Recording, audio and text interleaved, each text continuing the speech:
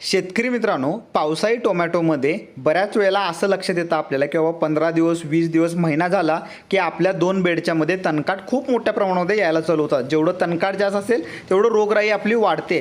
तर ह्यासाठी नक्की करायचं काय? तर ह्यासाठी आपण तणनाशक मारू शकतो, कारण का भांगलायला आता लेबर मिळत नाही आहेत आणि बाकी कुठल्या विडर कटरनं वगैरे एवढं आपल्याला स्वच्छता मिळत नाही त्याची. तर तणनाशक वापरू तर काही अडचण येत नाही. ह्यामध्ये पहिलं तणनाशक आपण वापरू शकतो जे पॅराकॉट मार्केटमध्ये सहज अवेलेबल होतं. कॉन्टॅक्ट तणनाशक आहे आपलं. तर हे 100 ml पंपाला घेऊन शिस्तात उलट्या पावलावर मारायचं आहे. कुठेही पानावर पडता कामा नये आपल्या मेन रोपाच्या. ह्याची काळजी घेऊन मारलं तर ह्याचंही आपल्याला कवर चांगलं मिळतं.